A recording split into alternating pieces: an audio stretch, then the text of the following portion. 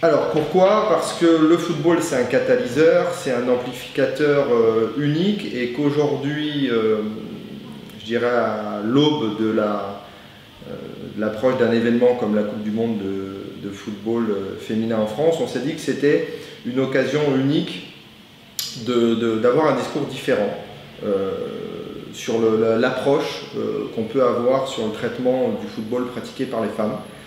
Et l'idée naturelle de se rapprocher d'un institut de recherche comme l'IRIS et de l'UNESCO, dont on sait que les problématiques du genre sont des enjeux dans la politique et les programmes de l'UNESCO, il nous est apparu intéressant d'avoir cette approche différente et de profiter d'avoir un espèce de prétexte de cette Coupe du Monde sur notre territoire, qui est quand même la première, pour raconter quelque chose de différent et de démontrer que le football pratiqué par les femmes, c'est vraiment l'affaire de tous. Alors bien sûr, il y a tout le développement de la pratique classique du football, mais qui est plus le territoire de la fédération.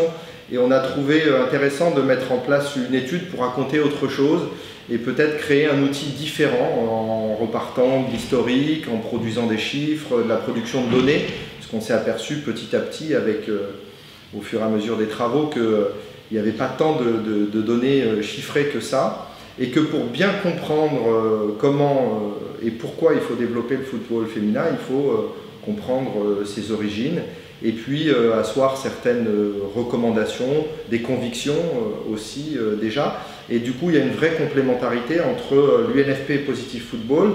L'UNFP parce qu'on agit, on est un acteur quotidien dans le domaine du football professionnel, et puis Positive Football qui est notre mouvement, qui est le mouvement porté par l'ensemble des acteurs du football pour démontrer et que le football est capable du meilleur, et que justement cette pratique du football féminin, non seulement elle est l'affaire de tous, mais je pense que cet outil démontre bien d'autres choses et qu'il est, je dirais, un vecteur unique, en tous les cas un levier pour réduire, travailler en tout cas à mettre en avant les problématiques d'égalité entre les femmes et les hommes.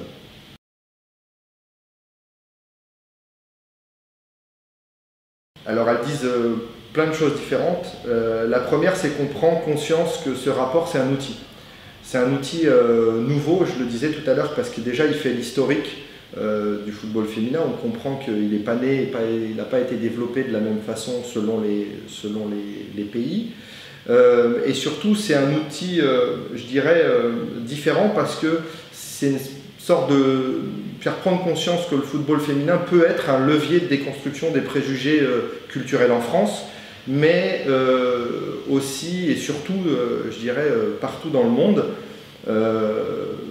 Quand on voit voilà, la place que ça peut donner à certaines petites filles ou certaines femmes dans le foyer, quand on voit dans des pays comme le Soudan que souvent pour la première fois elles tombent le niqab en public pour jouer au football, quand on voit que certaines petites filles ont accès à l'école grâce au football, et quand on sait que les transformations des sociétés passent par l'éducation des petites filles, on se dit que le football a un rôle à jouer dans la transformation des mentalités. Et cette étude, c'est un peu une arme dans justement cette transformation des mentalités, parce qu'elle couvre plein de choses et elle nous permet de prendre conscience, voilà, d'une manière un peu nouvelle, avec une prise de hauteur différente.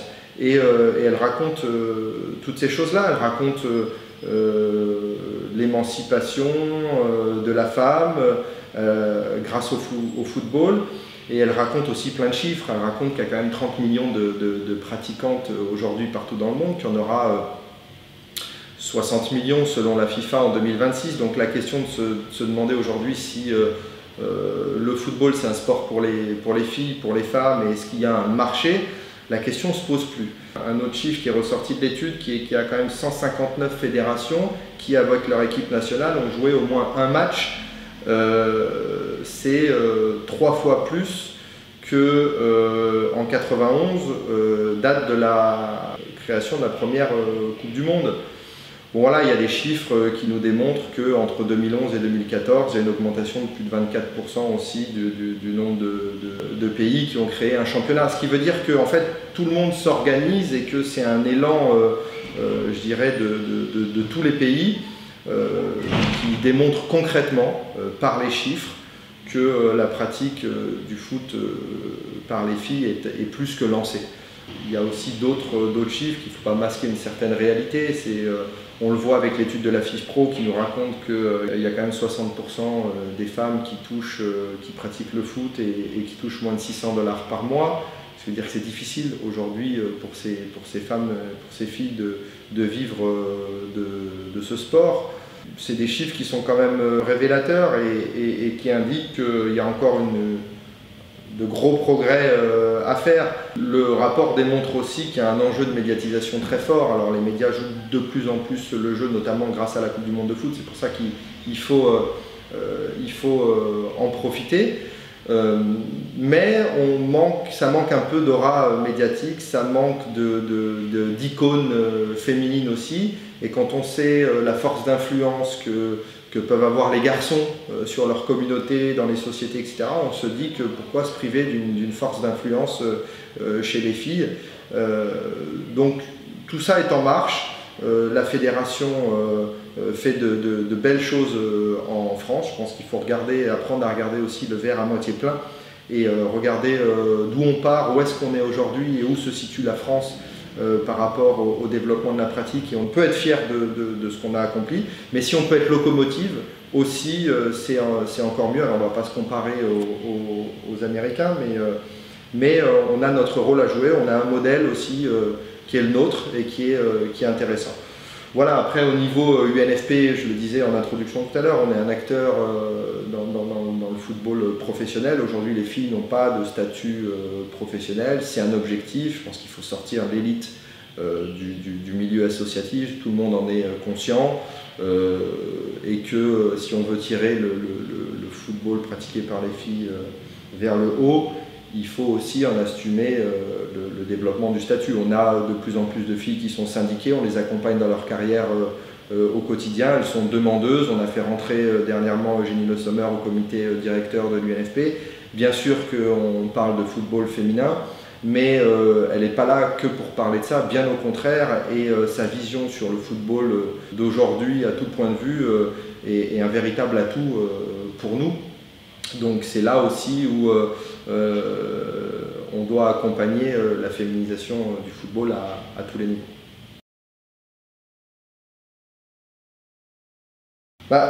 Le foot, il dépasse les frontières. Le foot, c'est universel. Donc on ne parle plus de sexe, d'âge, de catégorie sociale, de religion, etc. Donc le foot, il a quand même cette capacité à rassembler, à unifier, qui fait que c'est, je pense, un outil de soft power unique, en tout cas un outil d'influence positive sur les peuples. Et je pense qu'aujourd'hui, avec l'UNESCO et avec l'IRIS, on produit une étude, en tous les cas, qui démontre que non seulement c'est l'affaire de tous, mais que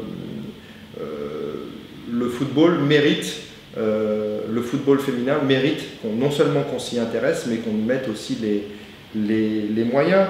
Je pense que le foot, c'est aussi un moyen de faire passer des messages différemment pour la transformation des mentalités partout dans le monde. Si on regarde l'art, la culture au sens large, la mode, la musique, etc., dans certains pays c'est censuré, le foot ne l'est pas.